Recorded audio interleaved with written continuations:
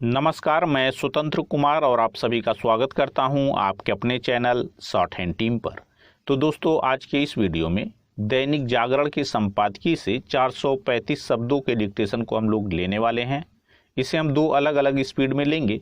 पहली बार में 80 की स्पीड में, तो दूसरी और आखिरी बार में इसी डिक्टेशन को हम लोग 90 की स्पीड में लेने वाले हैं। अगर आपको इस डिक्टेशन के PDF की ज़रूरत है या इसमें आए हुए महत्वपूर्ण शब्दों के आउटलाइंस को जानना चाहते हैं तो आप हमारे टेलीग्राम ग्रुप को जरूर ज्वाइन कर लें। ग्रुप का लिंक इसी वीडियो के ठीक नीचे डिस्क्रिप्शन बॉक्स में आपको मिल जाएगा।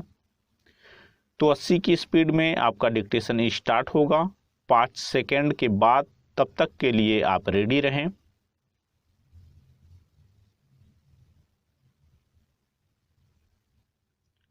स्टार्ट।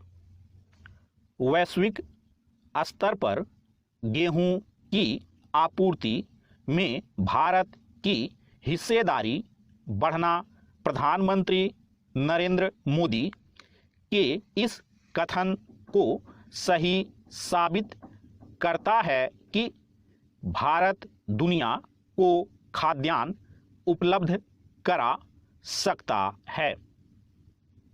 एक अनुमान है कि इस वर्ष भारत 1 करोड़ टन गेहूं निर्यात कर सकता है। निसंदेह इसका एक प्रमुख कारण रूस का यूक्रेन पर हमला है।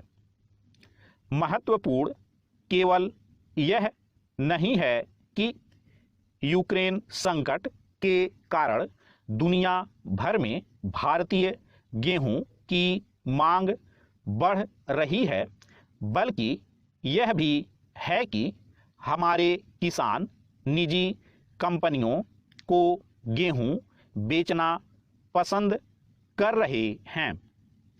इसकी वजह यह है कि निजी कंपनियां उन्हें न्यूनतम समर्थन मूल्य से अधिक दाम दे रही हैं।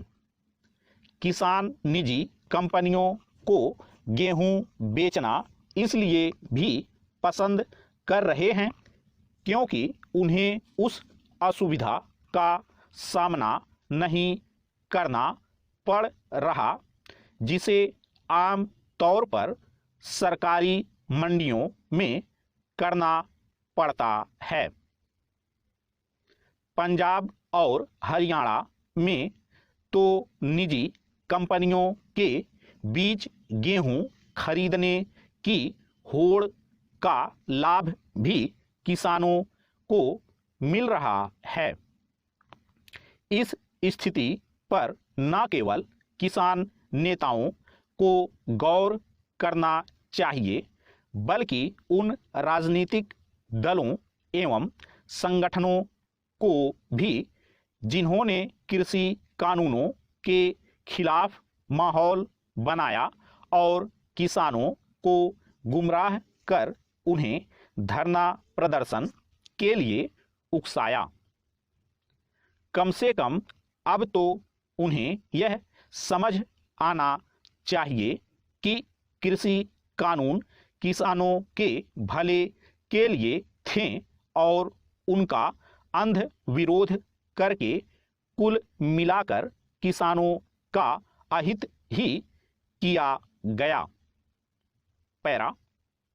यदि कृषि कानून वापस नहीं लिए गए होते तो शायद आज किसान कहीं बेहतर स्थिति में होते।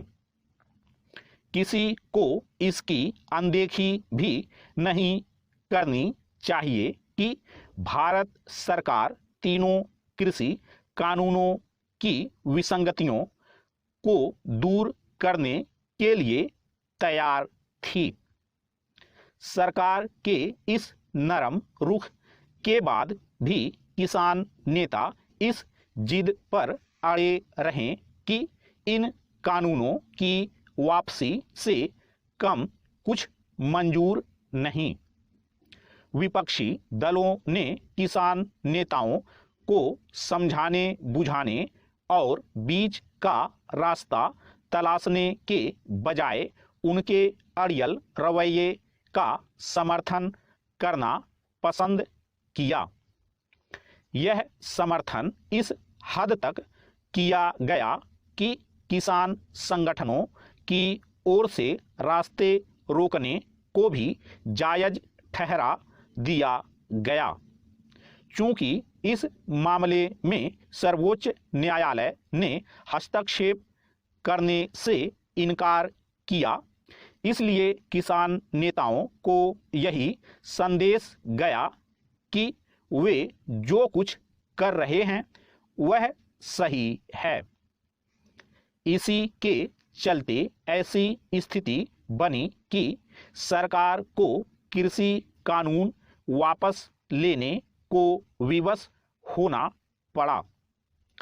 कृषि कानूनों की वापसी से भले ही बड़े किसानों पर कोई असर न पड़ा हो, क्योंकि वे तो पहले से ही न्यूनतम समर्थन मूल्य पर अन्न की सरकारी खरीद का लाभ उठा रहे थे। लेकिन इसमें दो राय नहीं कि इससे छोटे और मझोले को नुकसान उठाना पड़ा। स्टॉप।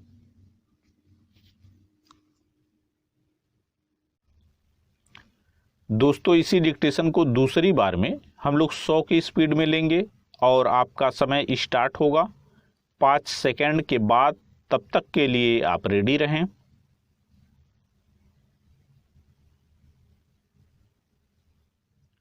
स्टार्ट।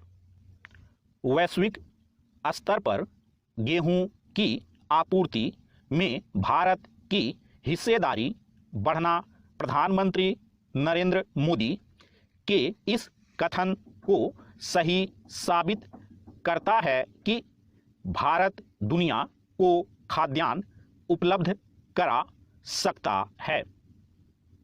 एक अनुमान है कि इस वर्ष भारत 1 करोड़ टन गेहूं निर्यात कर सकता है। निसंदेह इसका एक प्रमुख कारण रूस का यूक्रेन पर हमला है।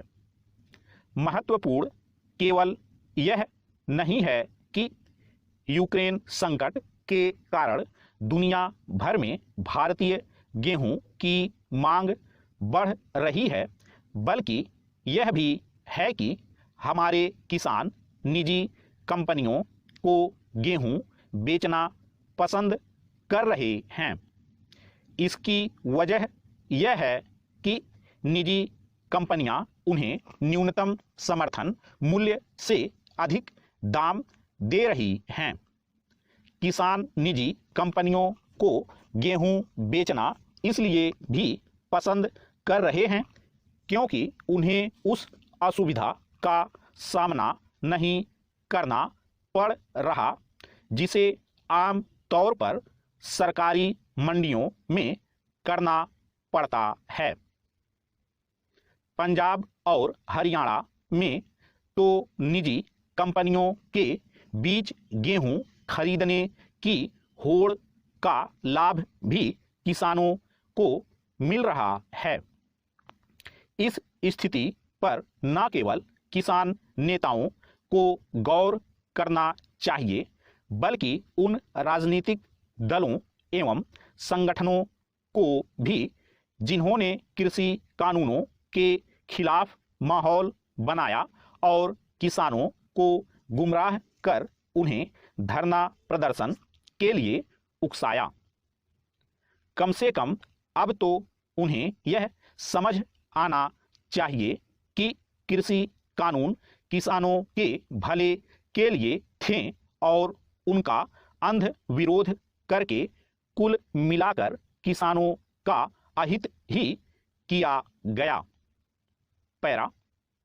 यदि कृषि कानून वापस नहीं लिए गए होते तो शायद आज किसान कहीं बेहतर स्थिति में होते। किसी को इसकी अनदेखी भी नहीं करनी चाहिए कि भारत सरकार तीनों कृषि कानूनों की विसंगतियों को दूर करने के लिए तैयार थी। सरकार के इस नरम रुख के बाद भी किसान नेता इस जिद पर अड़े रहें कि इन कानूनों की वापसी से कम कुछ मंजूर नहीं। विपक्षी दलों ने किसान नेताओं को समझाने बुझाने और बीच का रास्ता तलाशने के बजाय उनके अड़ियल रवैये का समर्थन करना पसंद किया। यह समर्थन इस हद तक किया गया कि किसान संगठनों की ओर से रास्ते रोकने को भी जायज ठहरा दिया गया। चूंकि इस मामले में सर्वोच्च न्यायालय ने हस्तक्षेप करने से इनकार किया, इसलिए किसान नेताओं को यही संदेश गया कि वे जो कुछ कर रहे हैं वह सही है। इसी के चलते ऐसी स्थिति बनी कि सरकार को कृषि कानून वापस लेने को विवश होना पड़ा।